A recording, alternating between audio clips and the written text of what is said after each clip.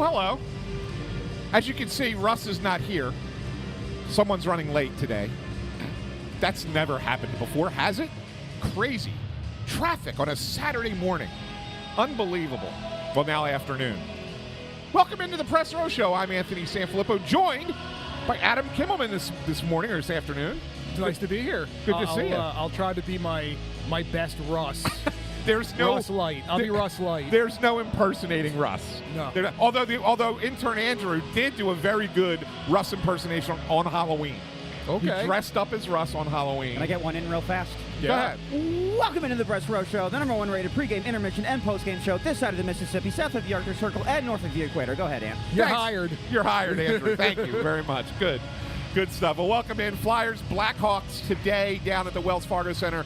Third of 4 straight home games here for the Flyers, coming off of a couple of tough losses against Colorado and Carolina. I just want to give you a general question first. We're going to talk about a few things about the roster we've already been discussing before we went live, but just a general feeling from you, Adam, about where the Flyers are at this point, 20 games into the season. I think it's not quite where we thought it would be. I think certainly we all expected after the season Owen Tippett had, he would take another step. Tyson Forrester would take another step. Joel Farabee, another season removed from the neck surgery, would take another step. Bobby Brink came to camp a little bigger, a little stronger, would take another step offensively. Hasn't quite been there for those guys. And you can say whether, is it them, is it the lack of production from the centers that's the issue? I think there's a little bit of 50-50. I think what you can say is their depth defensively, way better than what I think the fans expected with the contributions you've gotten from especially Emil Andre, from Helge Grans, the couple games he's been up here. Even Eric Johnson, I think, has played well in spurts. And I think the goaltending, especially, let's say, the last 2.5 weeks, has been good enough. When Sam Ersson went out, the numbers are what they are with Fedotov and Kolosov, and it's Kolosov's turn today against Chicago. But those guys have not been the reason they've lost games. The reason they've lost games is because they can't score. Yeah. And until that changes, or unless that changes, this is going to be the team that they are. And it really puts a lot of pressure on, Konechny and Mishkov, because they're the two guys that are putting up driving the offense. Consistent production, right? But no one else is really contributing on a consistent basis. Right, and it's hurt them, and Morgan Frost is going to go back in the lineup tonight, and the skill has always been there with Frost. Him unlocking that skill on a consistent basis has really been, and it even goes, and I know people want to peg Frost versus Tortorella, but I think it's gone beyond that. Yeah. There were issues with Morgan Frost and consistency and strength on the puck and producing at 5-on-5 long before this coaching staff took over. So, he's going to get another chance today. He's been scratched the last 3, 4 the last 5.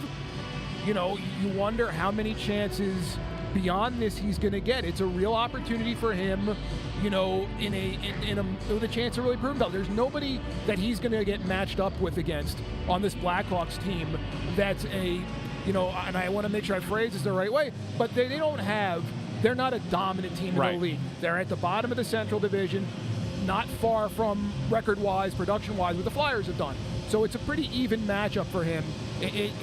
He's going to be in a position to succeed, and now it's up to him to live up to it. And it's going to be interesting. It's interesting to me that he comes back in against this team, because Elliot Friedman reported that there's a potential trade market out there for Morgan Frost, and a team that makes a lot of sense in his mind for him to go to would be the Chicago Blackhawks, who need centers and are rebuilding. Right. And maybe it would be a good change of scenery kind of location for a Morgan Frost. But another team that desperately needs centers is the Flyers. Is the Philadelphia Flyers. Yeah. So, again, but Morgan Frost has to prove he can be that guy, because he's gotten numerous opportunities.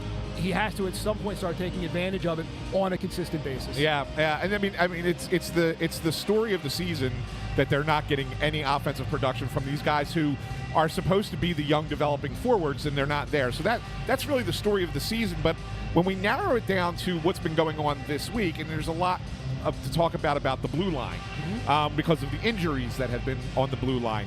Cam York back in the lineup tonight. Let's start there because he's a critical a piece of this blue line and this defensive core. To get him back playing with Travis Sanheim really kind of gives you a nice top pair that you can rely on for big minutes. Oh, for sure. You can.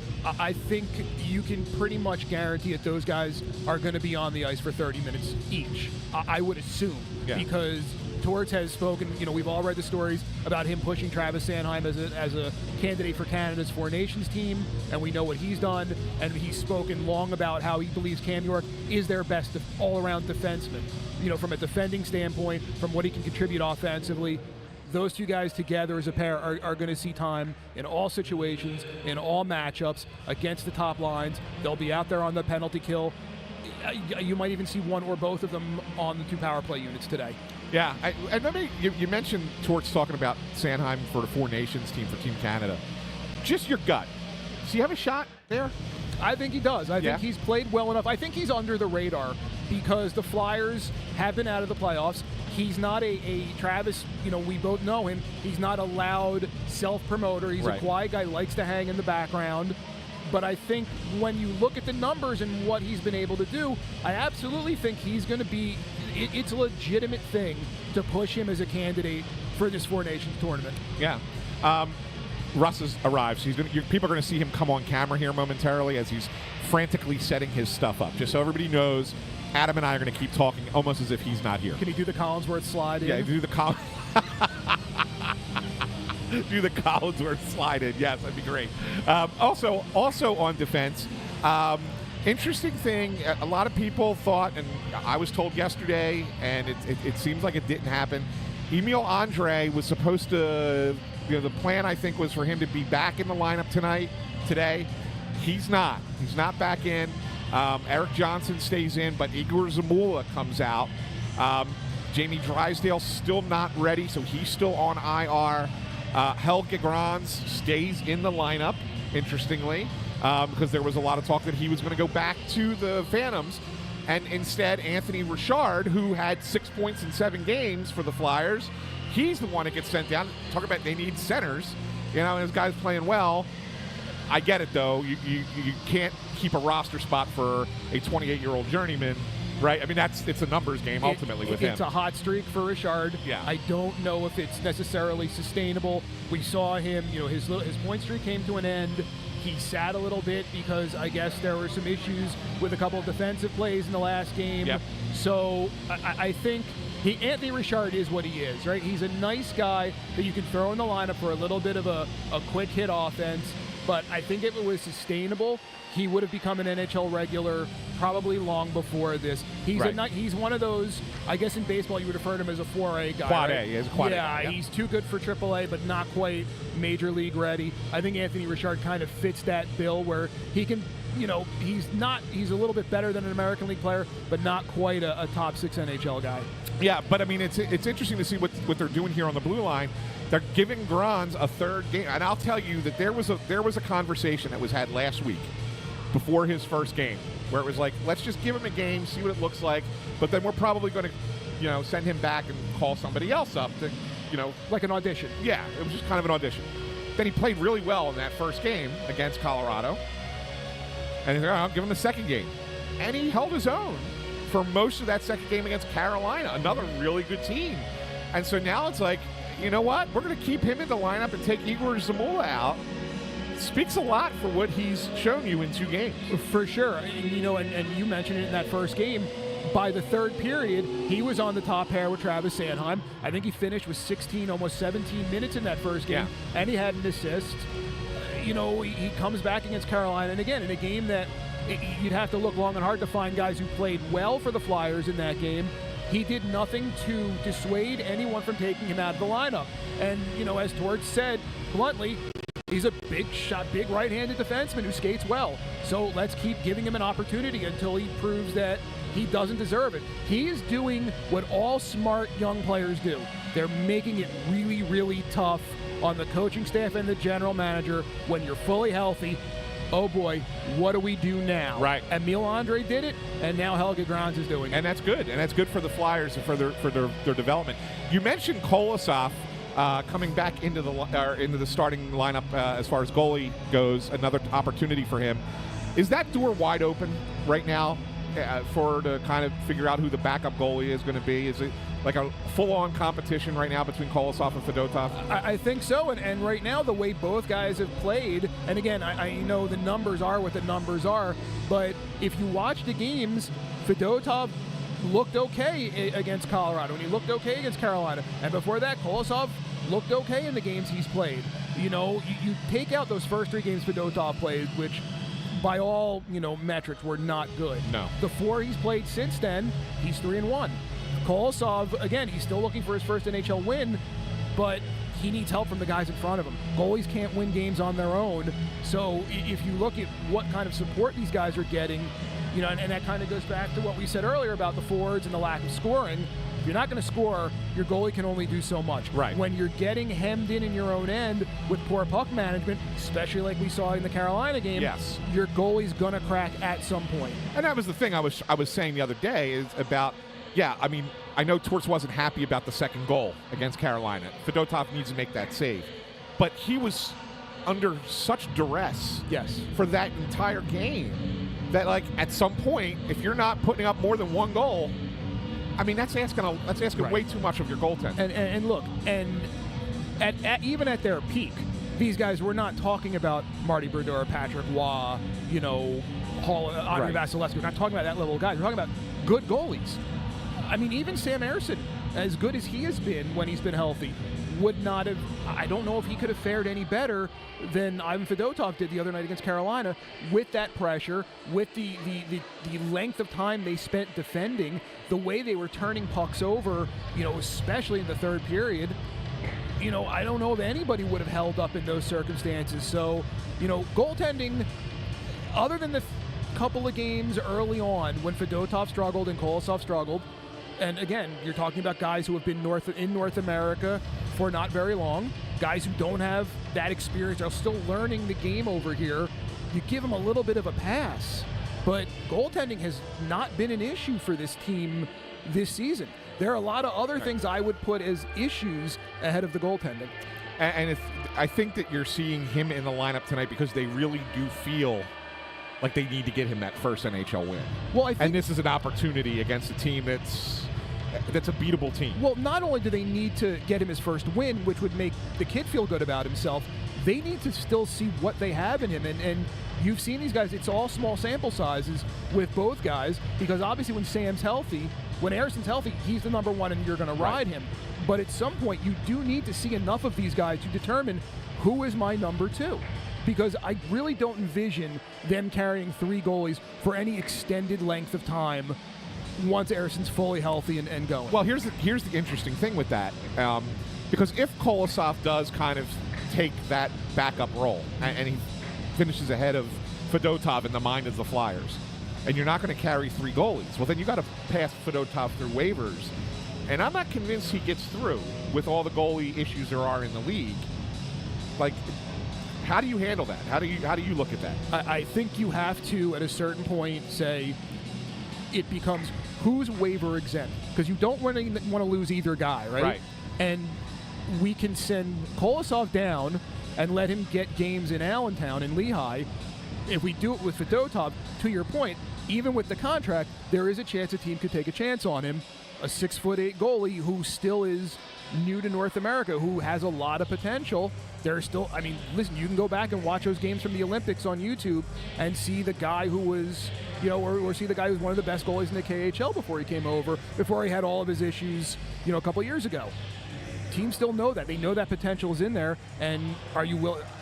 All it takes is one to say, hey, we'll take a shot on that guy. Right. And the thing is, but Kolosov doesn't want to play in the AHL, so now that's the conundrum. Bad. Too freaking bad. Who's talking? What a stupid... Oh, hello. What a stupid thing. Did you just wake up? Oh, Alexei Kolosov doesn't... I've been in the car for an hour and 20 minutes. I freaking hate... We have to do an age restriction test on old people driving in this country. Uh-oh. They need to go... you need to get another license renewal. You weren't when expecting you hit, this to go off the rails, 70. Adam, were you? But I digress. Alexei Kolosov is a fine enough prospect. He's a young enough guy that you don't want to lose him. But this entitlement that he doesn't want to play in the AHL, tough shite. Figure it out.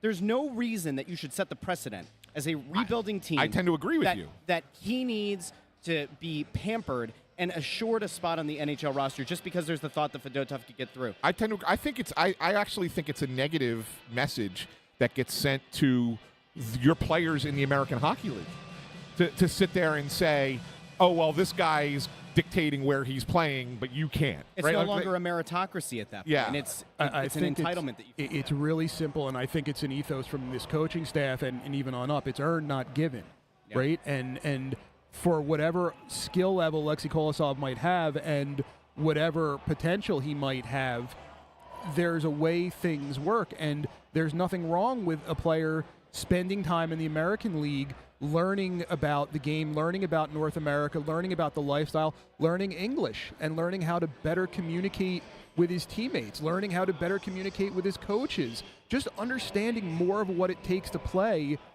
in North America. And if you can't do it here, then the American League is the second best league in the world. Right. And, I know, listen, if you're Russian, you probably have a different feeling on that. But for my standpoint, if your goal is to get to the NHL, going back to the KHL does not accomplish that for him. Going to the American League and playing, listen, say whatever you want about Allentown. The PPL Center is a really nice building. They treat the players really well. They're well taken care of there. If you don't like the town, there's not a lot you can do about it, because anywhere in the American League you go, they're not, overwhelmingly. You're not going to Manhattan, right? You're not going to Los Angeles. You're not going to South Beach, right? Yeah. So you want to, if the goal is to be a full-time NHL player, and you need to learn how to do that, the American League is the best place to go. I'm going to give you my prediction because I'm going to, as you know, I just showed you a text message. The last time this happened, you said somebody's fingerprints were all over something, so I can't wait to see what this is. I got to step away and go have a conversation with somebody. So I will give you my prediction. You and Adam can keep going. Okay. Thank God you're here. Otherwise, I don't know what I would do if I would, if you weren't here. Adam would have had to run the whole thing by himself. I know. I got Andrew. Intern Andrew's over there. Yeah, that's true. I forgot about that. That's right. Oh, wow, you forgot about the poor kid. He filled in admirably. Yes, he did. Who's the one to who had the odds on Ant to be the first one to take a shot at intern Andrew today? Yeah, I will go Flyers 4-2 today. That's my pick, so that you have it. Can you write that down, Flyers 4-2? Okay. Yeah, but I'll let you two keep going while I'll go do what I got to do. You gonna Maybe come back in I don't know. I might have something later. We'll see. All right. I love when he does that. Anyway, here's the thing. So I think that just fundamentally, there is the macro view that you have to take of the goalie situation in the organization as well. If this had been 2 years ago, I think you probably do bend over backwards to accommodate Alexei Kolosov. Probably. But now that you have Bjarnson in, you have Zavragan, who's done very well, or at least started off the season incredibly hot as a 19-year-old in the KHL. That's in the pipeline, although he's not going to be readily available to you for the foreseeable future. He's still in the pipeline. And if Fedotov, who was averaging about 2.2 goals against in his previous 3 games before giving up before the other night, if Fedotov kind of solidifies the backup position in net, what is the point of keeping Kolosov around if he's going to throw a hissy fit? Well, again, it kind of goes back to what you said about the message it sends to the rest of the organization, not just your players in the American League, sense of the players here. If you get rewarded for the equivalent of a temper tantrum if you're going to try to threaten that. And I don't know if he is or not, but if that's the situation where, and it's not just him, with any player, either guarantee me an NHL spot or I'm not going to report to the American League, I think you have to have a significant conversation among management. Is this a player we even want in our organization to begin with? Whether and that's for anybody. Well, if he doesn't want it, if he wants something to be handed to him, I don't know if that's the culture you want. And you've heard this coach talk so much about the importance of the culture, the importance of the locker room, the importance of what they're building down there. And you've seen some of the fruits of that labor kind of come to fruition here the last 2 years. Do you want to ruin that for a goalie who is a very nice prospect, but he wasn't a first-round pick? He's not a guy that you look for at the top of league-wide prospect lists. He's a nice prospect. And maybe he develops into it. We have no idea. Sometimes some goalies take longer to blossom and to become their full selves. but it just seems kind of insane to kind of upend the entire thing. Like, we're not going to totally go down the road here of the direct comparison because it's not necessarily an apt one. But among the many contributing factors to Cutter Gauthier not wanting to play here, one of the loudest things has been that perhaps the prior regime, the Chuck Fletchers of the world, had maybe guaranteed him a spot on the roster, and that when Fletcher was let go, it seems there was a probably 2-3 month period where things kind of flipped on their heads, and then Gauthier made it known that he didn't want to be here. Presumably, if we can, let's just play that hypothetical out, that Gauthier wanted a guaranteed spot. The Flyers, Tortorella, Briere, Jones said, no, you have to earn it, or we're certainly not going to burn a year of your ELC to have you play 1 or 2 games like Anaheim was willing to do. If you just look at it from the macro view, having your best North American prospect at the time in Cutter Gauthier, if you were going to guarantee a guy a spot, he's probably the one that you do it for, not for Alexei Kolosov. Yes, I think, going down that road, if that's the reason, then yes, I think you made the right decision. Well, let me rephrase that. I think you made the decision that you felt, that the organization felt was right for them. Yeah. Again, going back to the earned, not given. And if you're willing to take that stance, if that's the situation with Cutter Gauthier, then I don't know why it would be different for any other player, any other prospect, be they Alexei Kolosov or anyone else. It's a privilege to play in the NHL. And as skilled and as much potential and future as you might have, you still have to earn that privilege. Look at the team they're playing today, the Chicago Blackhawks. Connor Bedard. Nobody entered the league with more hype than Connor Bedard as the generational player at center for the Blackhawks, going to lead them to the next generation. He's gone 11 games without a goal, and now he's playing on the wing. It's part of the growth process. Yep. So you're not going to leave a player in a position, you're not going to guarantee you're going to be our first-line center from now until the end of time. Again, you need to earn that spot. And whether it's Cutter Gauthier, whether it's Alexei Kolosov, whether it's anybody else, you have to earn the opportunities that are given to you. We talked about it with Morgan Frost. You have to earn those opportunities and make the most of them when they're given to you. So kind of getting back to the goalie, if he wants to be guaranteed a spot, number one, he needs to earn it, which he's on the road towards maybe doing, but would he be farther down the road if he took a step to the side, spent some time in Allentown, spent some time in Lehigh, understood more of what it's like to play on a smaller rink with more traffic, more physical play in front of him, more crowding of the crease than he's used to seeing. He has to play the puck more than he's probably used to doing. Learning all those nuances and intricacies, as well as learning the language, being able to communicate with his defensemen, being able to communicate with his coaches, kind of understand everything that's going on around him. It's a lot worse things to do than take that step. It's like you take one step back to take maybe 2 or 3 or 5 steps forward eventually. Maybe that's where he needs to be shown kind of the wisdom of the development path the Flyers might have for him. They just have to have a clear line of communication. I mean, he's changed agents. I think once or twice he changed them over the summer. There has to be an open dialogue between the team, Kolosov, and his camp. Because there's part of me that thinks, with the way that some teams are hurting for goaltending right now, you're not going to trade an Ivan Fedotov right now. There's no point. But as you get closer to the deadline, if he does maintain solid backup play, allows around 3 goals a game, maybe it gets a little bit under depending on the matchups, all of a sudden, 27-year-old Ivan Fedotov becomes a much more enticing prospect, becomes a much more enticing trade bait. And then at that point, Kolosov is able to kind of just slide in and be the backup. But yes, it takes a few months. Like, go spend a few months in the A, have that open dialogue. Maybe it is something they're considering. Again, it's entirely possible they're not. Maybe the Flyers really do look at it and they say, Fedotov has looked better of late. We feel much more confident with him at this level. Kolosov has largely seemed outmatched. Developmentally, you need to go down, and maybe there will be an opportunity for you. And I think all those things need to be considered. I don't... Now, again, they could completely flip the script and say, yeah, we're going to keep these 3 guys here, and we'll just figure it out. We'll find ice time and practice time and game time for all 3 guys. It's a challenge, but teams have done it in the past. It's not the worst thing in the world if you have a guaranteed number 1 to be able to come into, and I'll just use today as an example. If Sam was healthy, Harrison, don't even put the skates on today. Don't even come to the rink if you don't want to. Just stay home, put your feet up on the couch and watch. We got 2 other guys to handle it. Yeah. Or if you want, come in, do your 10 minutes of goalie-specific work, get to feel the ice, feel the puck, and then just go home. You don't need to put the skates on in the morning for the morning skate. Come back, put them on for warm-ups, do all your stretching, all your routine, everything that goes into being an NHL player for a goalie, whatever his routine is, and then put it on for the game, and then play 3 periods, and then have to travel, and then have to do it again 2 nights later. Just take a game off. So that's what having 3 goalies maybe allows you to do if they choose to go down that route. It also kind of, in a way, and I think you guys were talking about this before, but it might have been about the defensemen, not so much about the goalies, but you have that kind of like, the injury is, in a way, kind of a blessing in its own way. You never want to see your guy get hurt. You never want to see Sam Ersson get hurt. But it has allowed you to get a better look at the NHL level of both Fedotov and Kolosov.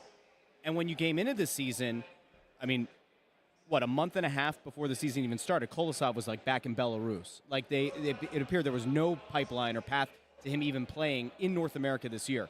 You fast forward a little bit, you've gotten the opportunity to have these guys, if not getting consistent game time thus far this season, you've had them around the team, which is probably as much or more important than anything else. You know what Ersson is. I mean, for the most part. Some people might think that the jury's out a little bit. Can he be a bona fide number 1? He was very comfortable as the 1A behind Carter Hart a season ago. He got to kind of focus into this season coming in as the number 1. But man, in a weird way, this has kind of helped your ability to evaluate both Fedotov and Kolosov at the NHL level, which again, you probably didn't go into the season expecting to have. For sure. And listen, Fedotov got some games at the end of last season, but not a lot. And he was here all summer, so you could see him on the ice in Voorhees, the Flyers training center, for almost the entire summer. Kolosov's a little different story, but you got to see those guys in training camp. But to your point, getting to see them in live fire drills in games like we'll see tonight, like we saw against Carolina and Colorado, elite teams, it gives you more of an opportunity to judge and see exactly what you have that you don't get in a preseason game or you don't get in training camp. So, yes, from that narrow standpoint, losing your number 1 goalie for, I believe it's been 2 weeks now, not ideal, but when you are where the Flyers are in that rebuilding process, extra time to judge and assess, no different than what they've gotten with Emil Andre and Helge Grans. Exactly. That's why you could say the same you don't thing want to see Cam York get hurt, but right. York played really well to start the season. You have a better feel for what he's going to be. They'll probably end up offering him some contract that'll be kind of absurd in its own way, but they'll sell it to themselves. But yeah, they've gotten to look at more of these guys. That actually opens up the next question, which is we are very far away from the trade deadline. However, there are teams that get desperate at different times throughout the season.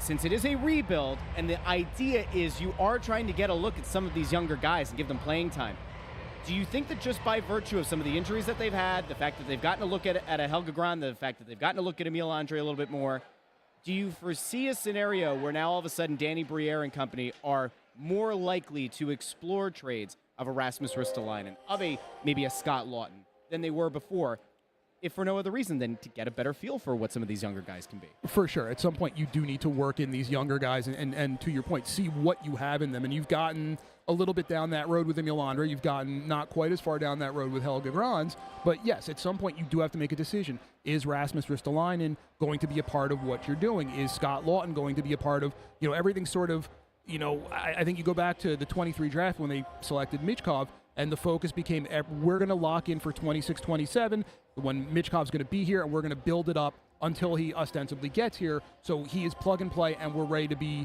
a playoff contender. Well, that timeline kind of got tossed a little bit because Michkov came over after 1 year. So now he's here. So now you're building with him as part of this rebuild. But you still have to determine who's going to be here in 26. Is Rasmus Ristolainen going to be part of it? Is Scott Lawton going to be part of it? Is Joel Farabee going to be part of it? Is Morgan Frost going to be part of it? And that list kind of goes pretty long when you're wondering, obviously Owen Tippett just signed an 8-year contract. You assume he's going to be part of it. Travis Konechny, you have to assume he's going to be the centerpiece of it. Michkov, obviously. Sanheim is here long-term. York, you would expect is going to be here long-term. Ersson, if you assume he's your number 1 guy. So you kind of see that core building. And then we've seen at training camp, Oliver Bonk made a really nice run, was under consideration for at least starting the season here. Yep. Jet Luchanko, same thing. He started the season here. There was some talk of should he stay here. So you're kind of starting to see where these young guys come in and where they should fit in, and you are going to have to make a determination when you hit that magical 26-27 season, who's here and who's not going to be part of it, whether by age, for contract reasons, or for whatever other reason. So, yes, it is the time, and these injuries, as unfortunate as they are, have given you a chance to see exactly what you have and what's growing on the what's growing on the farm in Allentown. I want to actually get back to one other thing as Ant settles back in here with a smirk on his face, which could mean a bevy of things. Are you like ready to talk about any of those or no? We'll talk during intermission. Okay. You have to take a little bit more of a holistic approach to the NHL, looking just beyond the Flyers in the role at NHL.com. I posited this on Friday, but the league is always looking for the next big matchup. And for a long time, they got to ride the Crosby versus Ovechkin same draft faces of franchises. Do you think that the way that the NHL maybe looks at this now, Bedard versus Michkov, same draft class, both 19 years of age, is this a thing that they might be salivating over, the long-term potential of those two going head-to-head? Well, for sure. You have an elite generational talent in Connor Bedard, and I know he's struggling now, but, man, there is electric skill there when he finally gets more accustomed to the NHL and better teammates around him. You have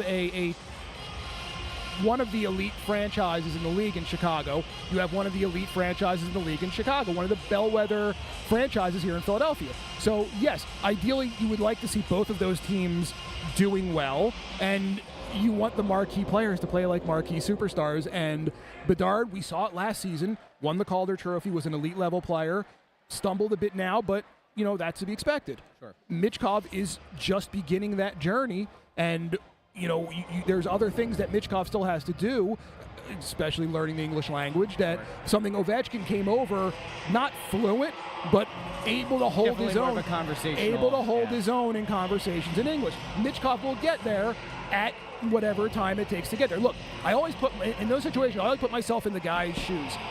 You sent me over to Russia to live, I wouldn't last 2 weeks. Sure. Right? We're expecting a 19-year-old to come over here and to be not just an American, but to be a superstar with the weight of an entire fan base on his shoulders. It's a lot. And I guess I've kind of run off of what your initial question was. I mean, you're setting the context. Yes, I think ideally would we... I mean, look, fans... These guys, for better or worse, these guys have the entire hope of their next generation... Correct. ...riding on their shoulders at 19 years of age. Correct. Which is...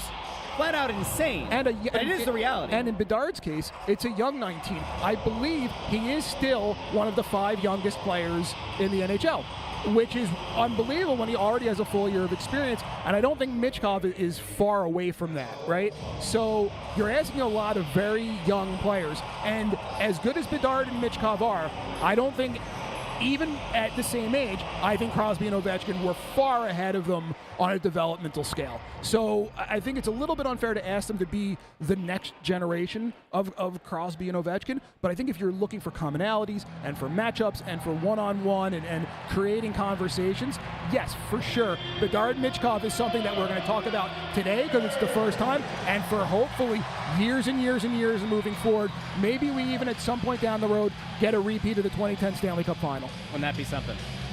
Adam Kimmelman. Yes, sir. Thank you very much for yeoman's work today. My pleasure, Filling guys. in for Russ for his lateness, filling in for me while I had a conversation. You're the man. We really appreciate it. Anytime, guys. Thank you very much. Adam Kimmelman, ladies and gentlemen. You read him over on NHL.com. What a guy. Yes. What a guy. The a best. friend of the show. I try. You're good at this.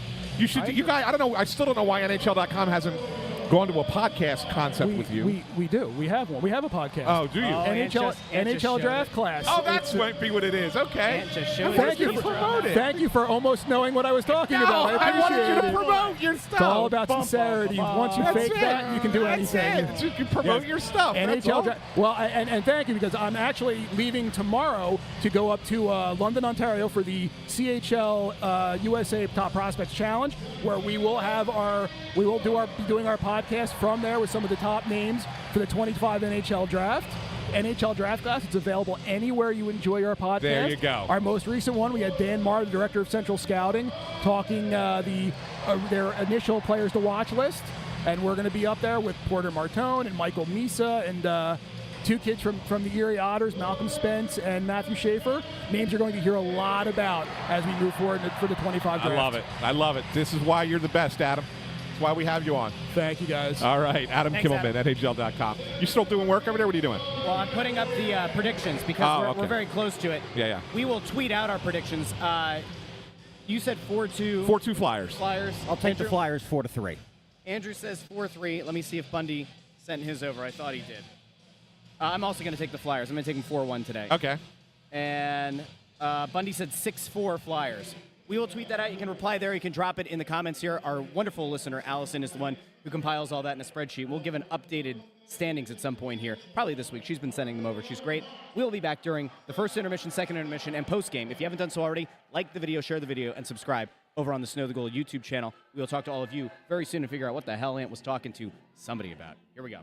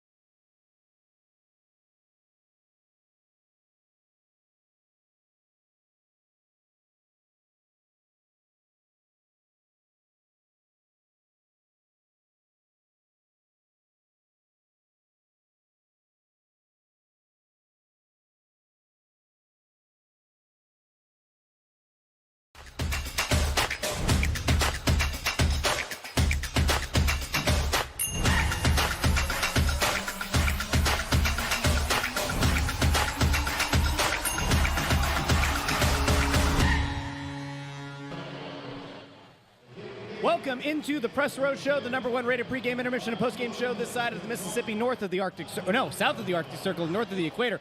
Although I guess if you do think about it, the world is round unless you're Kyrie Irving. There is a way to make sense of that. But anyway, welcome into the Press Row Show. Those of you who paid attention during pregame will have noted that Adam Kimmelman was here, and that for a little bit Anthony SanFilippo wasn't here. He scurried off, and the last time he did that, well, we all know what happened. He broke hockey Twitter. I'm not going to break hockey Twitter today. I promise you that. Although it's nice to see that it took until 1:40 for the three of us to get together behind a mic today. It did.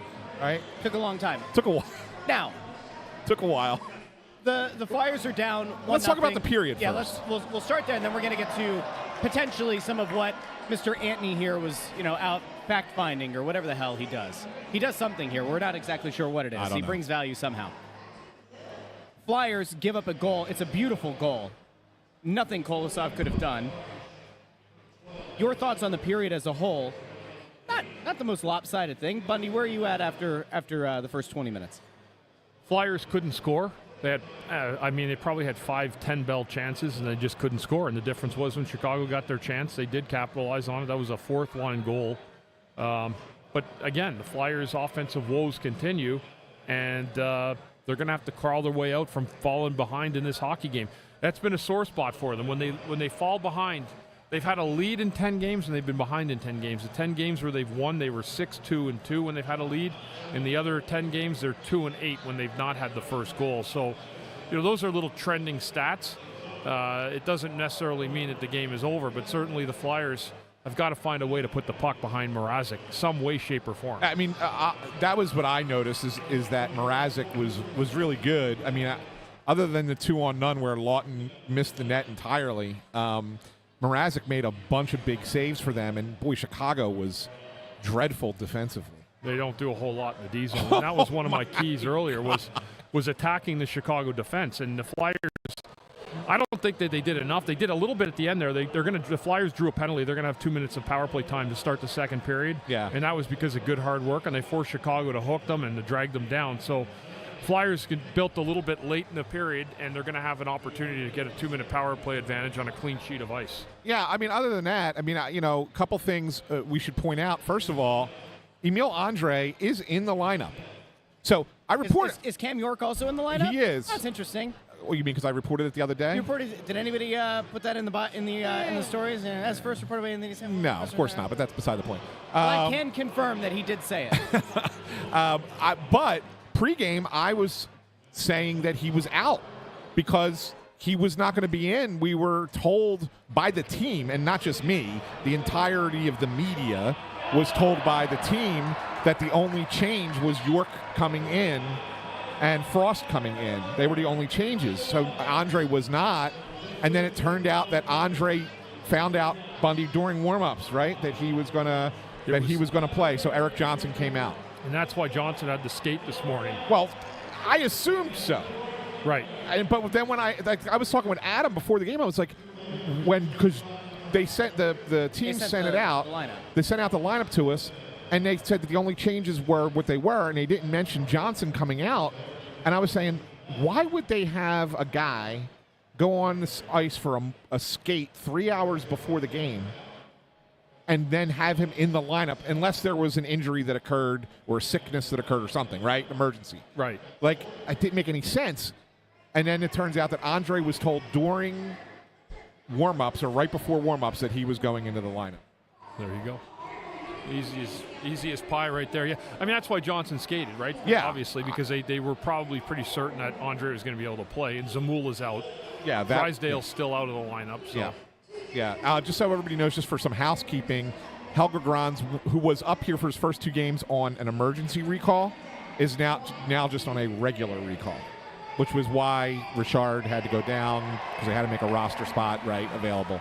But that's just a paper trail housekeeping thing. So just so everybody knows. Now, we will get to intern Andrew's stat of the night, but before we do, yeah, you pieced out during pregame, which is somewhat uncharacteristic of you. Pretty much.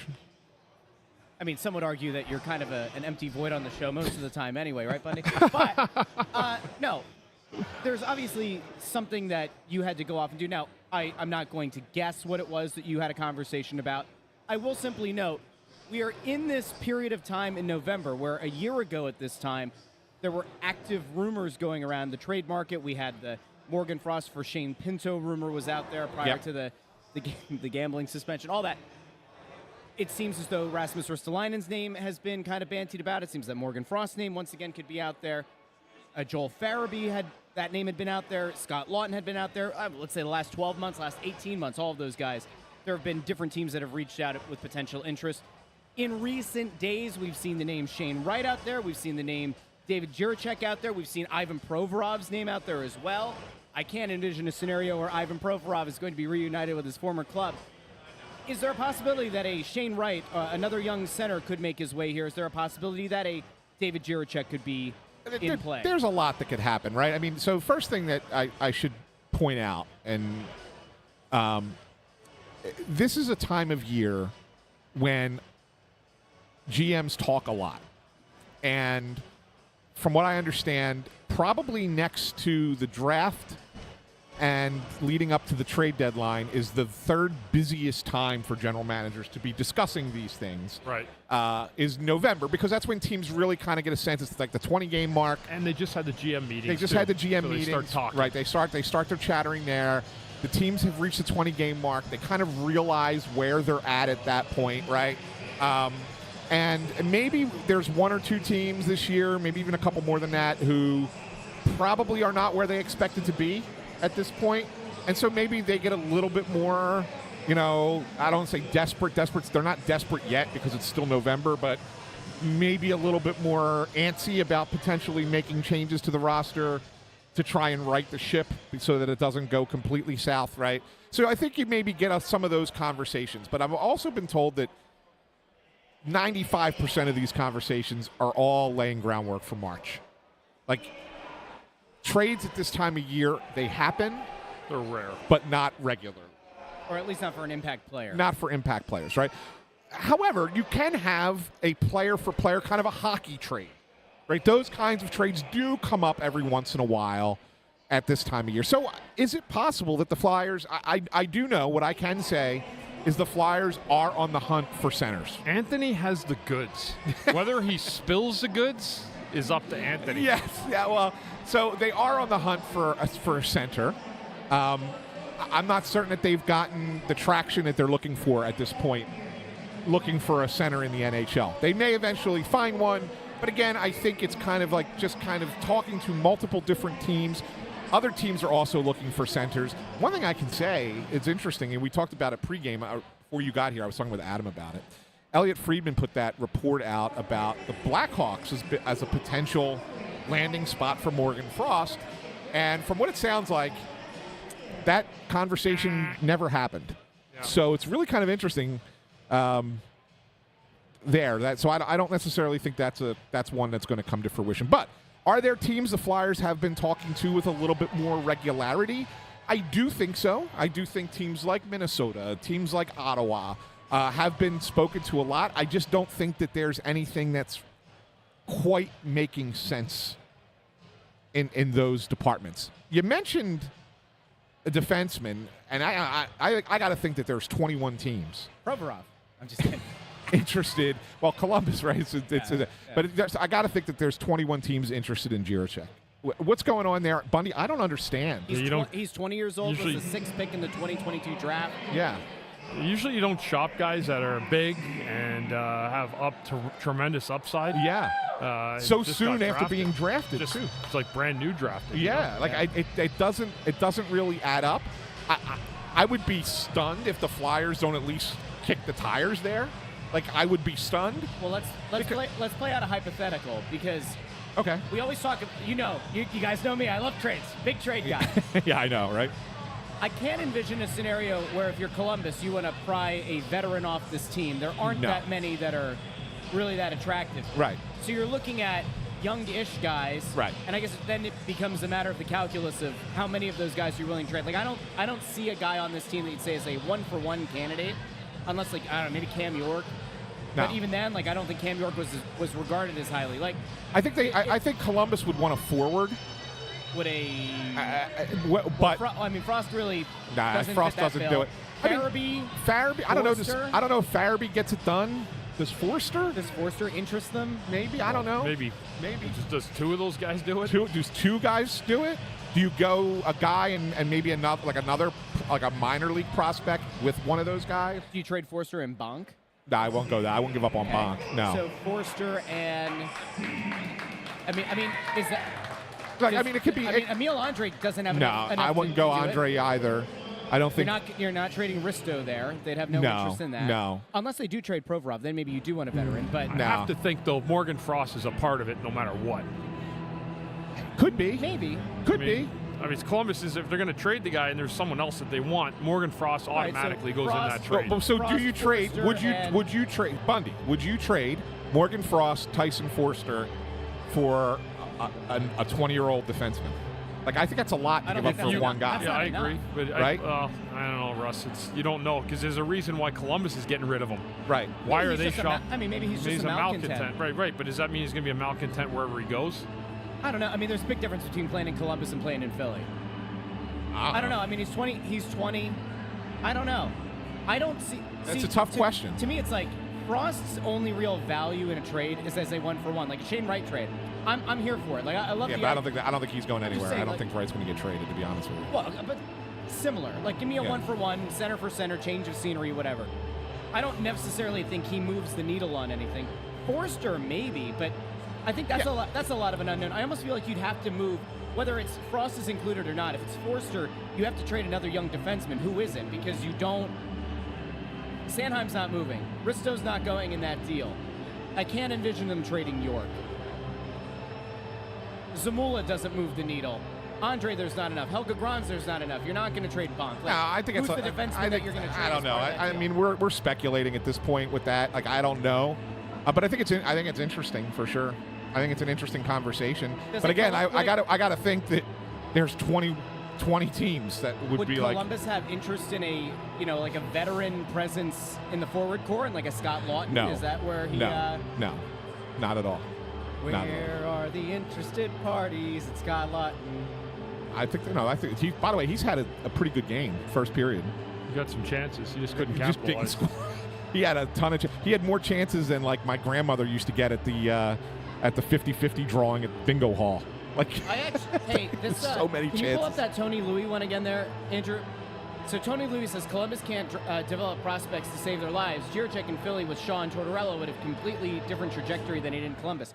The one thing that does excite me potentially, whether it's Jiricek we don't know that, or another young defenseman though, is we've seen Shaw be able to work with young defensemen. Yeah, have we though? How's it worked with Jamie Drysdale? I was just going to say we've had Drysdale. Drysdale's just a giant injury concern. He's like, I look at York and say like he's taking strides. Whether you want to call Sanheim young or not, like Sanheim is taking strides. The one guarantee I'm going to give you, and it might work and it might not. There's no guarantee he's going to come here and he's going to be fixed automatically because Tortorella and Shaw are here. Yeah, he could go to 20 other teams and the same result. I mean, we don't know. Or he could come here and he's still, you know what? You don't know what the guy's persona is off the ice, and if he's just said he's a malcontent, then he's going to be a malcontent no matter where he goes. I don't know that. We're throwing it out there. I have no idea if that's the case, but you certainly have to look at it. Be interesting. All right, why don't we get to intern Andrew? I'm just looking really quick. His contract is because I got something about intern Andrew that we got to discuss. Oh, a little concerning. I got to ask Bundy his take on it. Oh boy. Okay. But I'll let you do your stat first. So credit where credit is due. Actually, this one comes courtesy of one of our listeners, ECW WWF, who put this in the chat in pregame, and I did the research, and turns out he's absolutely correct about this. So today is the third game that the Blackhawks have played in Philadelphia since Tortorella has been the coach. Blackhawks won the first two, and including the first period today, Blackhawks are beating the Flyers 10-2 on aggregate in this building. Before John Tortorella was the Flyers coach, the Blackhawks had not won a regular season game in Philadelphia since November 9th, 1996. It was a 4-1 Blackhawks win. John LeClaire had the one goal for the Flyers. And Bundy, you played in this game, so do you want to take a stab at who the goalies were? 1996, huh? I'll give you a hint. The Flyers needed two goalies. They pulled the starter. It was Garth Snow and Ron Hextall. Yes. And then you know who the Blackhawks goalie was? Yes. Was it Belfour then? No. Eddie was already in Dallas. Was he already in Dallas by then? The Blackhawks goalie. Remember they had that Eric Daze? He was on that team. Oh, yeah, but he wasn't a goalie. But yeah, He wasn't I a remember goalie, Daze. Yeah. Number 55, if I remember correctly.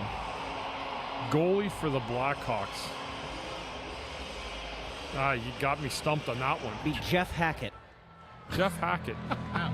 He had a cup of coffee here. Yeah, he did. All I right. played with Hackett, yeah. Yeah. Hey, good stat, kid. Don't go anywhere. Uh-oh. Don't go anywhere because Bundy, I feel like intern Andrew had a violation the other night. Ooh, I'm going to make a YouTube poll. I did? Yes, and I got to get Bundy's take on this first before you chime in and defend yourself.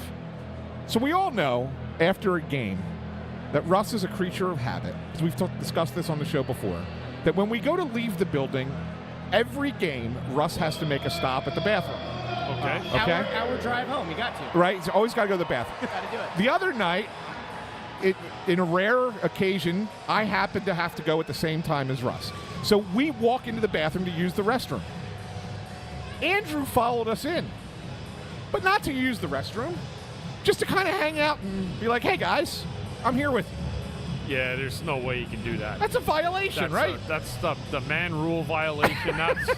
That's every rule violation you could possibly find. He's just standing by the mirrors. So let's go in with the last minute of the period. Go hang out in the leaker there and start chatting up the fans. In hindsight, Hey, you want some popcorn? No, I got He you. was just standing by the mirrors while Russ is at the urinal. I'm in the stall, right? Well, yeah, well, definitely That's in the stall. Definitely called in the stall. I just- breaking the man law. Bashful bladder syndrome. Bashful bladder, I right? didn't want to be in the hallway by myself.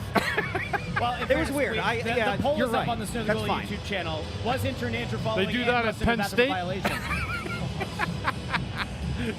Yeah, what's up? How's it going, man? Oh, man, that's hysterical. It was weird. It was weird. I'll cop to that. That's fine. Okay, fair enough. At least you admit it. As of right now, 81% of respondents in the poll say it was in fact a violation. We might leave that up for another minute or so. It's a violation for sure. Absolutely. I don't even think he washes it. You know, the way to cover it is you go in and you wash your hands. Yeah, It's make just, pretend you gotta yeah, go it's washing your hands. I Okay, fine, was eating whatever. a tubular meat during the third period. Yeah. Had a little mustard on the fingies. You know, nothing. Yeah. I should have just faked going to the bathroom. And That would have been fine. Yeah. All right, well. Right. All right. Oh, See you know next what, though? period. Hey, Anthony Stewart had a good question there, though. Did he offer to hold your beer? Well, we can't have beer up here. He didn't offer to hold anything. He didn't offer to hold a bag, nothing. So that's like a double violation. Puck drop. Is it, though? All right, we'll be back during the second intermission here on the Press Row Show. Make sure you like the video, share the video, and subscribe to the Snow the Goal YouTube channel. We'll talk to all of you very soon.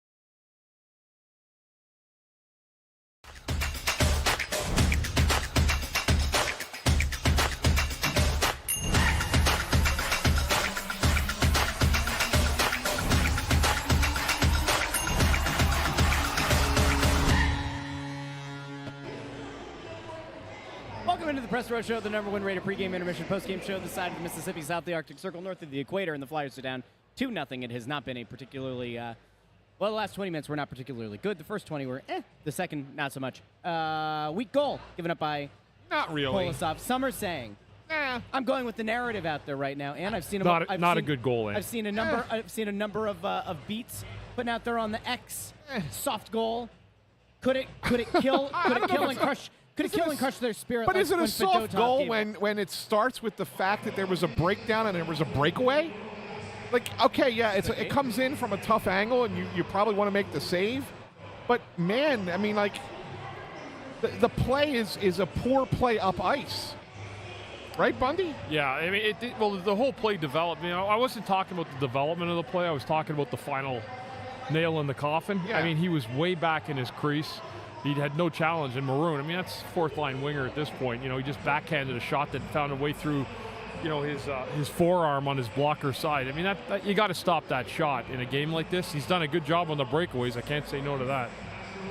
Yeah, I mean, that's the thing. I mean, we're burying the lead by sitting here questioning whether or not Kolosov should stop Patrick Maroon on a hard angle shot in a 2-0 game, when the reality of it is that this team cannot finish.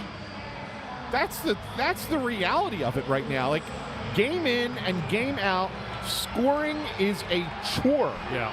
A major chore. The Flyers are completely out-chancing Chicago today. They're definitely out-shooting them, and yet they're losing 2-0. And yet Peter Mrazek's had a nice game and goal for Chicago. That's fine. But you got to be able to finish. And they're just not finishing. That's the problem. Ultimately, that is the problem. Yeah, I mean, the Flyers cannot put the puck, as someone said earlier, they couldn't put it into a soccer net right now. And it's a major problem. And it's frustrating because there's been some good plays. They have a sizable shot advantage in this game, but they just cannot capitalize. There's been a couple doorstep chances. There's been some one-time opportunities. They just cannot bury the puck. Breakaways, yeah. They cannot find a way to bury the puck on Peter Mrazek. And it's not just Mrazek. It was the guy the other night. Yeah. Kopechev, whatever you say his last name. Yeah, in Carolina. In Carolina. And then, again, tonight, same thing. They're fighting the puck. They're fighting their opportunities when they get them. And it's been difficult. It's brutal for the fans. I get it. There's a lot of frustration today. Brutal for the fans when a team can't score and capitalize on opportunities. The other night, we talked about how the Flyers were just getting outshot, and I don't want Ant to sneak a peek over here. Oh, I won't look. Okay. If you had to guess right now who leads the team in shots for the Flyers? Shots Scott Lawton. How many do you think he has? Oh, okay, Bundy's got it, yeah. 6. No, I don't have it. I just knew it. I saw it in the thing. Yeah. I mean, they were most of them were in the first period. Like, I don't know what his shot total was in the second period, but I remember multiple chances in the first period that he had. I mean, it was definitely Lawton. Couturier and Farabee each have 3 apiece. Noah Cates, Hathaway, Konechny all have 2. Bobby Brink has the final. Hathaway had a nice shift there in the second period. It was funny. Bundy and I had just talked about like how the game is a little bit boring when you're just like it's like whack-a-mole at a puck, right? Yeah. Like there's no.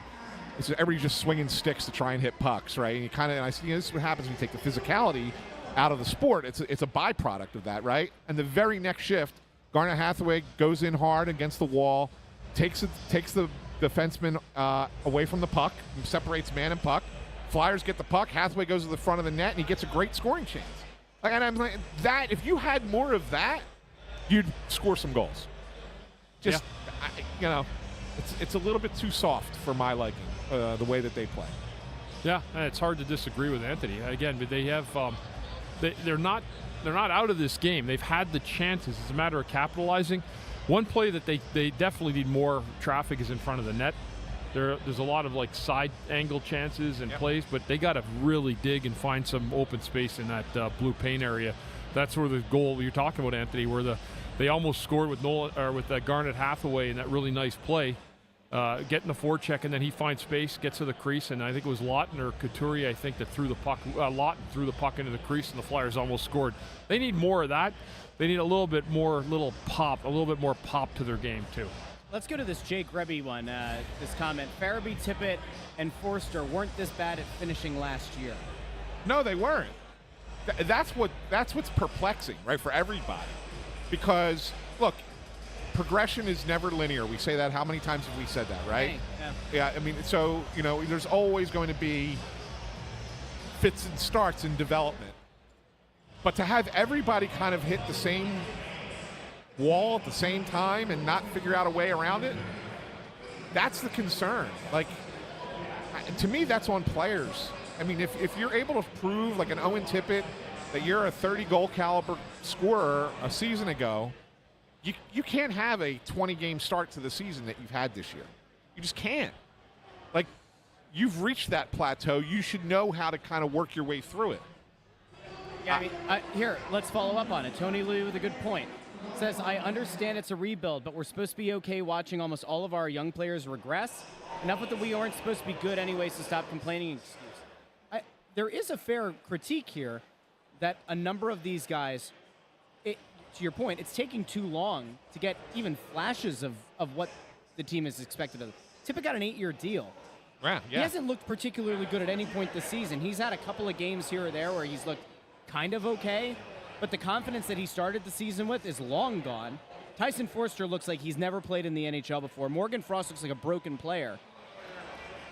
Well, However much- he is. Yeah. I mean, he's been sitting in the press box, and then you ask him to come back down, and then you tell him, oh, by the way, you got to play the best game you ever played because we're trying to move you, or we'd like to move you. Not that they said that to him, but that's what he's thinking. It's clear, yeah. And it's pretty hard on a guy emotionally and mentally to be able to come out and play at his best when he's going through those type of circumstances. And Mike Butts, who's standing right in front of us, he puts a good comment up here, but I want to kind of go against it a little bit. He says the coach can't skate for these guys, and he's right. He can't. It is certainly on the players.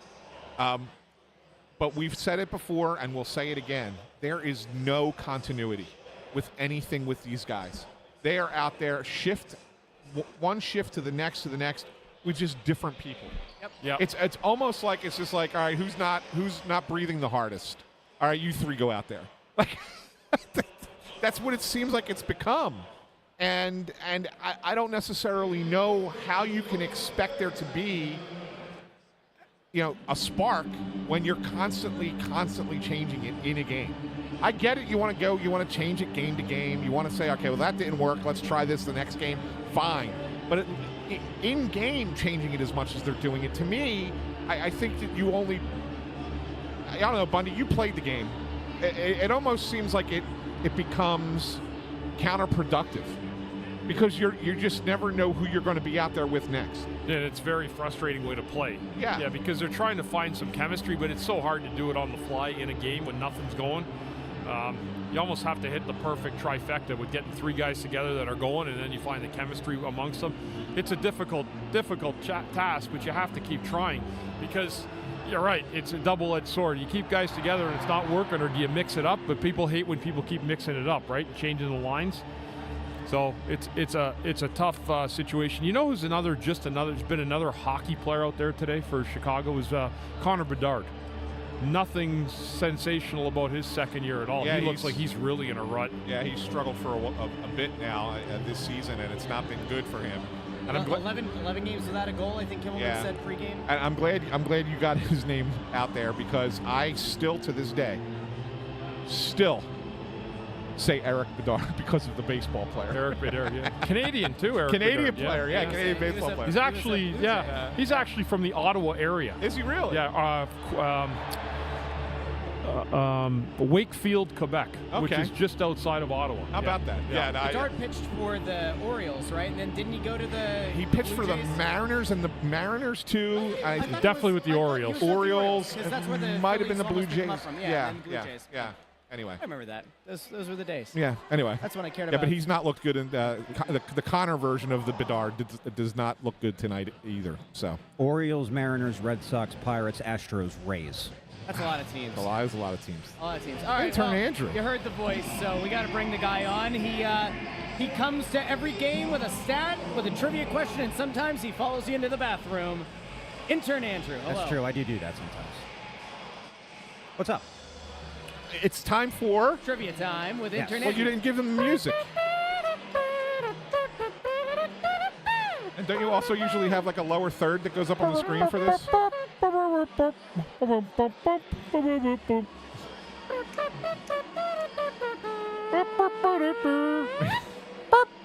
Thank you. Mana. So I centered this one around, I would say, arguably the most notable player that has played for both the Blackhawks and the Flyers, Jeremy Roenick. Okay. And when you two guys weren't here a couple of weeks ago, I asked a Jeremy Roenick-related question, and it kind of fell flat. It was a bad question. Bundy got it immediately. So how about this? 1,363 career games played. How many? 1,363. 513 career goals.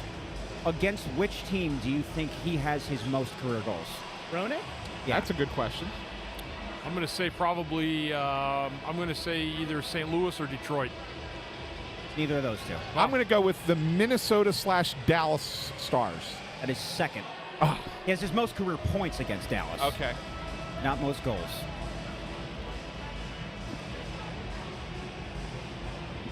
You know what? This is going to be one of those tricky ones. It's not. It's not Los Diablos. It's not Chicago, is it? No. No. Okay. Okay. Because he was in Whalers. Phoenix for a lot of years Hartford. too. No. No. It's going to be a Western Conference team. Yeah. It's a good trivia. It's just that you have to really know everything about JR. Oh, how about this? Well, you said, because when you said tricky, it made me think of this. Because they used to be in the West. Toronto. It is the Maple Leafs. Wow. 41 That's a career real- goals against the Maple Leafs. That's a great Yeah. pull. I didn't know they used to be in the West. Though when I read that, I was Wait. befuddled. You didn't know they were in the West either? The Maple Leafs? No. Yeah, they were in the West when Peter Forsberg was being drafted by the Flyers. I wasn't alive yet. Okay. It was Toronto, Detroit, They were in that old Norris division. the old North, Minnesota was in that. Yeah, right? yeah, that's why I guess Minnesota-Dallas, right? I learned something again. Yeah. So Toronto used to be in that division. So how about this? I had a backup question prepared, Okay. and I think you'll be interested to hear this one, Bundy. Go ahead. Okay. The 3 years that you guys played together in Philly, one time you had a goal where he was the primary assist. It was a December game in 2003 against the Penguins. You want to take a stab at who that goalie was? Was it Fleury? No. That was a year before he was drafted, right? Pittsburgh goalie. Ron Tugnut? Nope. That's a good guess. That was a good guess because he was the guy they lost to in the series. You got me. Sebastian Caron? Sebastian Caron. He didn't play a ton in the NHL. Well, But you got That's him. why Bundy scored. that's why he's no longer in the league. Yeah. Thank you to Jeremy Roenick for that nice pass. Thank you, JR. Yeah. All right. Good stuff. Anything else you want to hit on here before we boot? Yeah. I don't think so. Go Nits today. 3:30 start time against Yes. Minnesota. The iPad will be back out for postgame. He's a mess. They got to stop putting these games on the same day as Penn State games. I'm telling you, the playoff game is going to be when It's we a play. dangerous game Oh, today too, isn't it, Minnesota? We should out him for what he said the other night. What did he say? Because we all kind of agreed, yeah, well, imagine what happens when Penn State has to play Georgia. And he goes, yeah, well, the Bulldogs would have to come to Happy Valley. What do you mean out me? I'll stand by that. I'll stand by that all night long. Just like you stood by them beating Ohio State, Penn right? State's not winning anything. They're just another team that's going to be in the playoffs. Just Bundy- another team. Okay. Bundy, Chat, James, clip that. James Franklin has done an exceptional job. He's done an exceptional job. He's a great coach. I mean, the numbers speak for themselves. They speak for themselves. I love that one. That's the best one. That's the absolute best. No, the absolute best is the response is your clip. Oh. Oh, Yeah. Yeah, you got to play it. I mean, that's all time. What happened there? So mean. So mean. Let's get that on again. Oh, that's so good. That was the Ohio State game. It was so good. What happened there? What happened there? So mean. All right, third period incoming. Flyers, Blackhawks. to? Yeah, well, I mean, look, they got to figure something out here, right? Because it's not going to get any easier next week. Schedule's kind of, got some tough games next week. You got Vegas. You got the Rangers next Friday. Yeah. I know there's a couple of easier games around that, but I mean, the Blackhawks were supposed to be an easy game. But there's And now no it's easy not. games, no. Right. So the Flyers now, Russ, they have a very unique situation at hand. They need to get the pucks in deep, and they need to establish a forecheck, and then get pucks into the middle of the net, the paint area, and put some bodies in there. How's that sound? It sounds like it's not going to happen based on this weak Charmin soft team. I don't see them going down into the areas that they need to score. Well, they just don't do it. They do fight back, though. We'll give them that. With Colorado, they fought back. But your idea there of them getting into the dirty areas to manufacture some goals, they don't do it. They don't. They do push back. I will agree with that. But this team just doesn't, for being as talent deficient as they are relative to other teams, maybe not to Chicago, but to other teams, they don't give it up to score in any way. They just, I don't know. I find this team maddening on a number of levels, but anytime you bring up that kind of thing and you say that some of these guys are disappointing, you get some people who get themselves in their feelings about how dare you go after the precious baby boys, and it's like, well, at some point, those precious baby boys have to perform. They're not doing it right now. You know what I think would be the most positive thing, even if they don't win this game?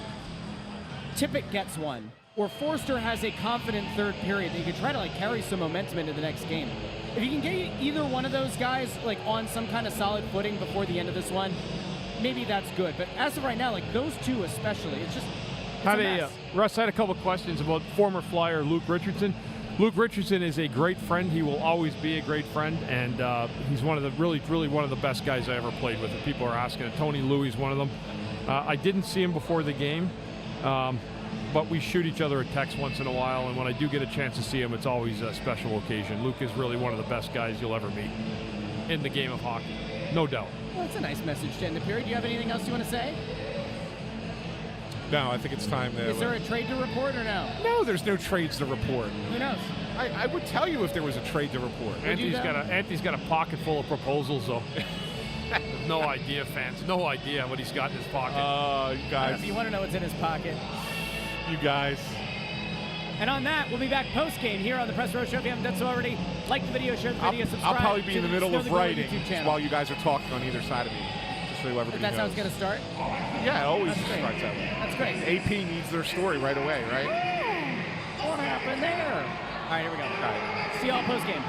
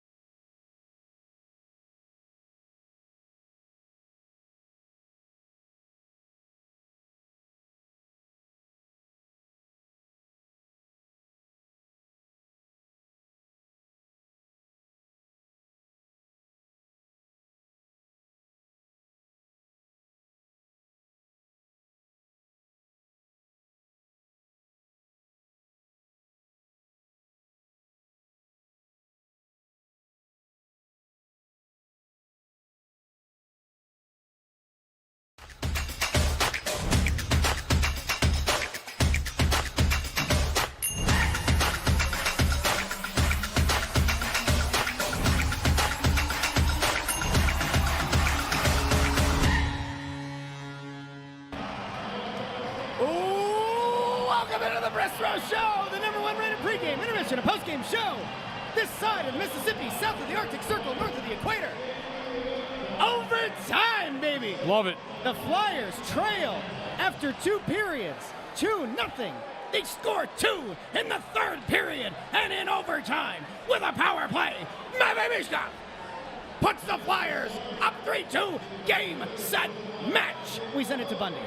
That was a great win. I mean, they fought back hard. They did what they needed to do. They did the same things they did in the 3rd period that they did in the 2nd, but they were able to get the goals past Mrazek. Chicago's, they're not a good team. They are a stinky dog doo-doo team. That's the worst team we've seen all year by a landslide. It's not even close. So that's why the win's important. You don't want to lose games to teams like that, even having to chase a hockey game like that. But to the Flyers' credit, they did some good stuff. I thought Couturier getting things started really. Then the Flyers never looked back with that nice play from Risto, and then the nice quick shot by Noah Cates. Got the game tied, and then the overtime goal, which was a shorthanded goal. It was a holding call, and then a nice quick play down low, 2-on-1 TK to Mishkov, and Mishkov buries the empty net one-timer. Mishkov wins battle 1. I didn't think he had a great game. He did not. He did not have a really good game, but he got the game winner, and right place, right time, and all he cared about is the final score. So good job by those guys getting it done. That's a game for the Flyers you have to win. You can't lose to Chicago. I mean, that's far and away, and I don't want to beat a dead horse. It's the worst team we've seen all year this year. Thanks. Good job, guys. What's the thing that we always say? Big players step up and make big plays in big moments. Mishkov had pretty much a game to forget about today. No egregious errors, nothing that was... He didn't look out of place all game, but he didn't really make much of an impact at all.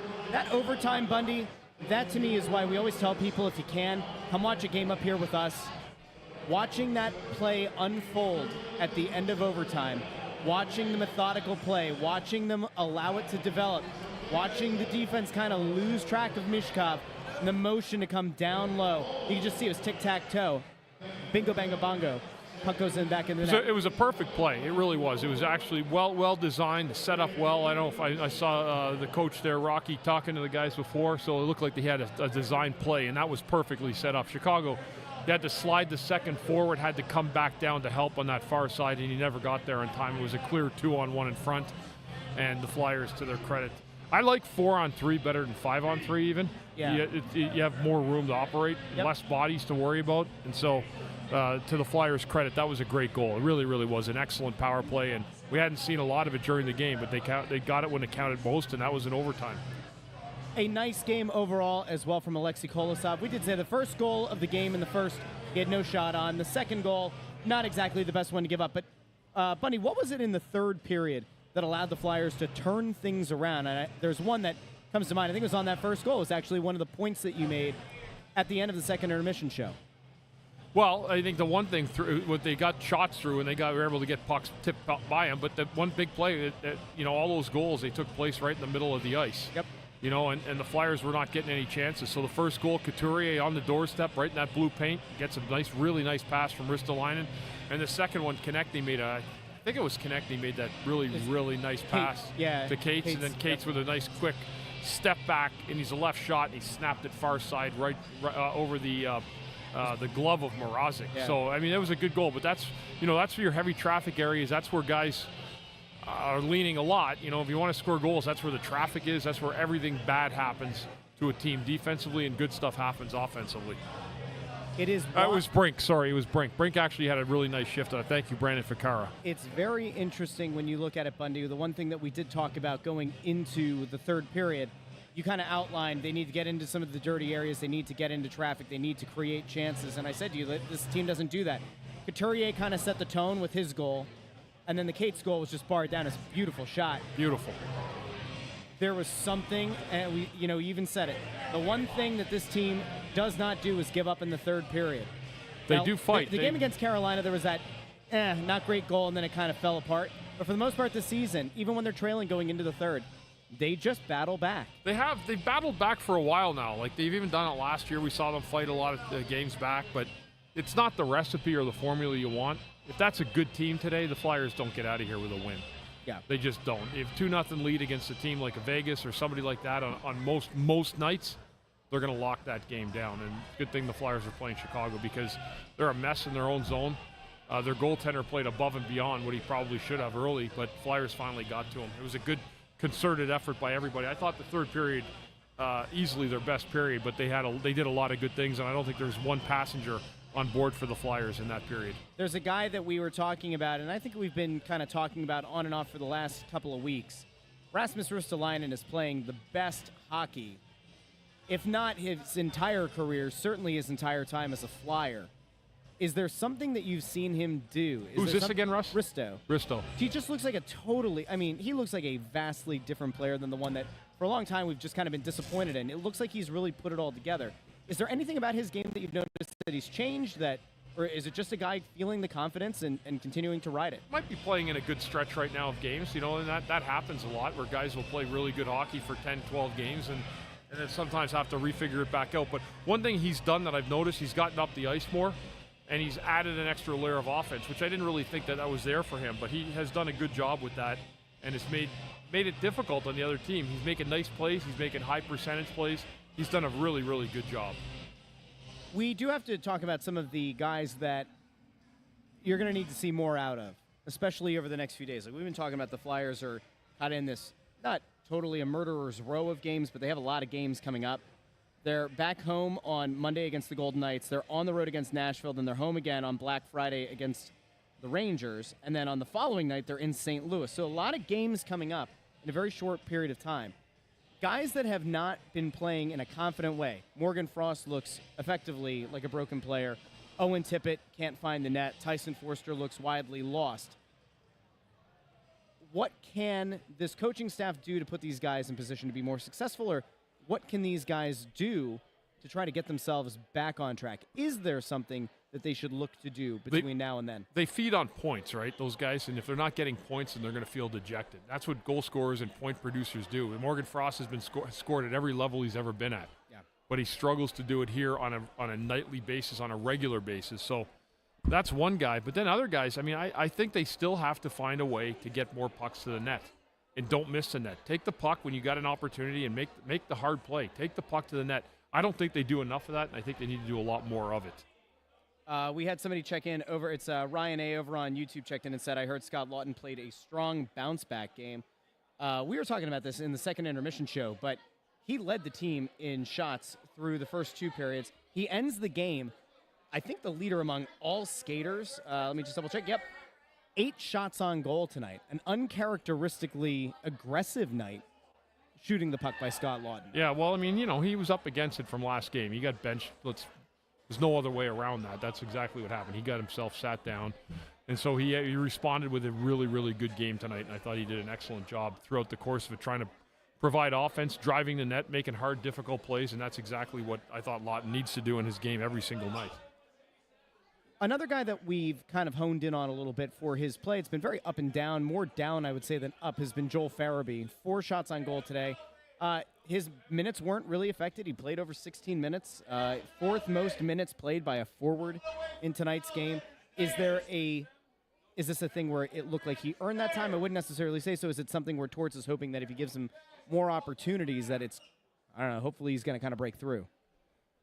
A little bit of both. I think there's an opportunity for him. He's making better plays. One thing with Farabee, he wasn't making smart plays with the puck in his first few years. He's starting to make better puck decisions, and that will, in tune, get John Tortorella to recognize that. He just doesn't want turnovers and stupid plays. Yeah. And when guys do that, that's where they get themselves really caught in a jam. So Farabee's been doing better, and I think that if there's a chance to elevate him and get him more minutes, they should absolutely try to do that.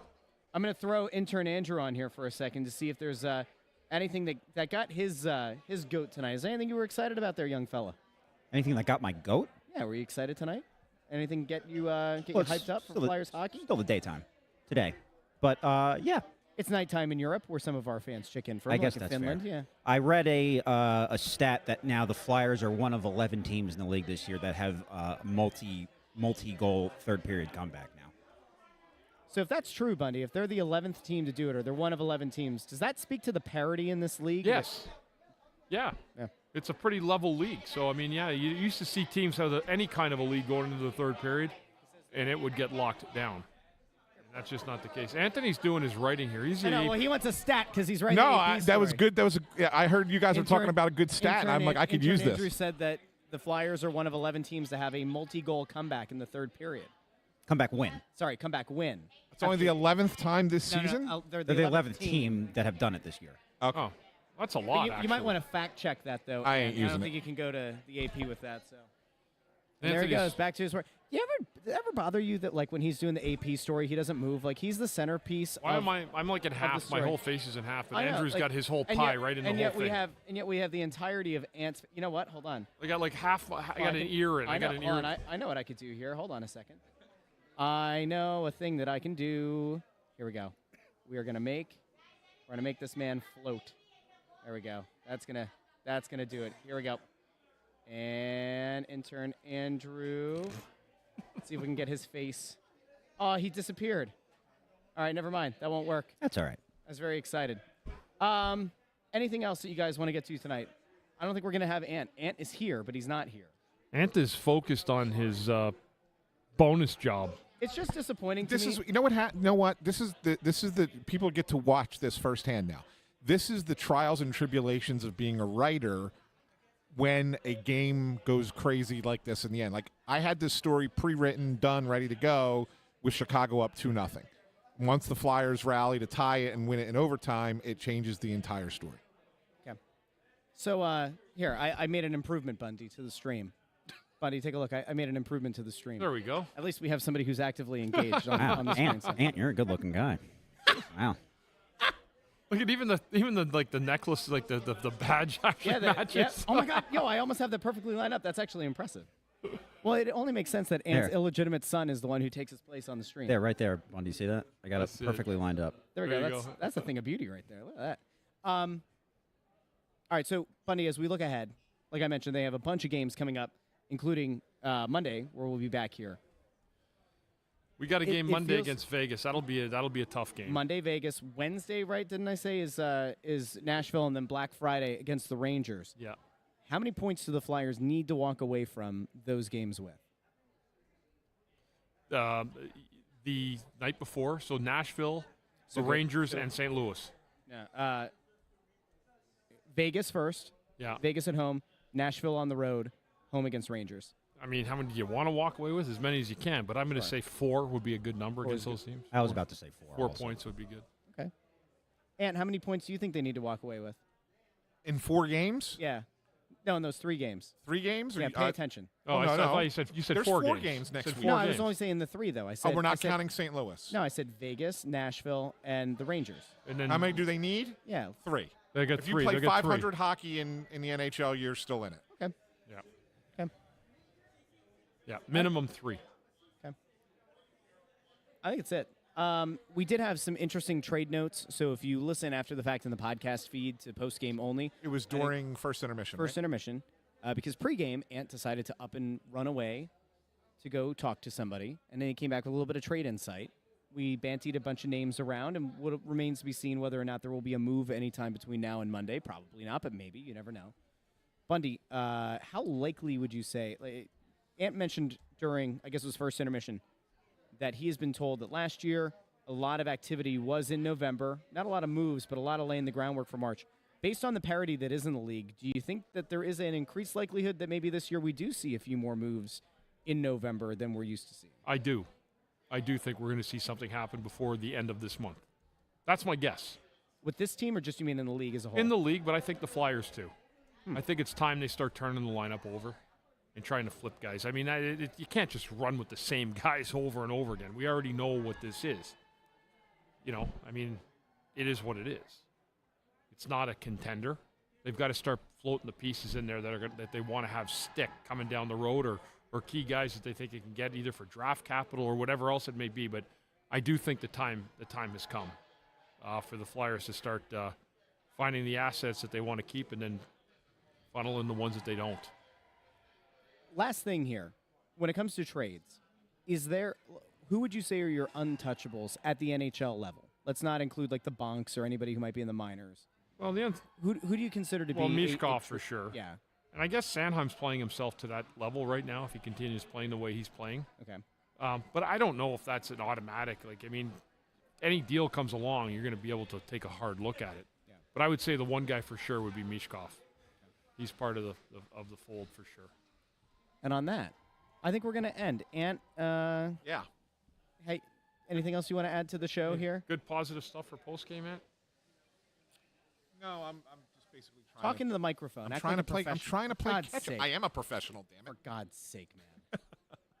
No, it's a good win, and they needed it because Vegas is going to be a tough game on Monday, and it's important for them to not get stuck in another one of those lengthy losing streaks, which they were on the verge of potentially getting in front of. Right? I mean, you lose today, that would have been 3 straight. Then you got Vegas. Then you got to travel the night before Thanksgiving to Nashville, who's probably a better team than their record shows.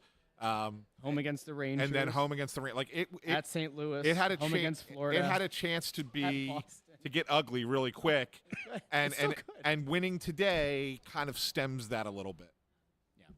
Kolosov, overall positive. Bundy, would you say? Yep.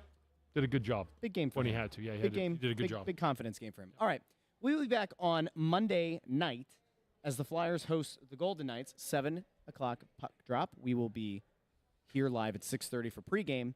I've been told, Bundy, I think you and I actually arranged this. We have a guest coming on Black Friday.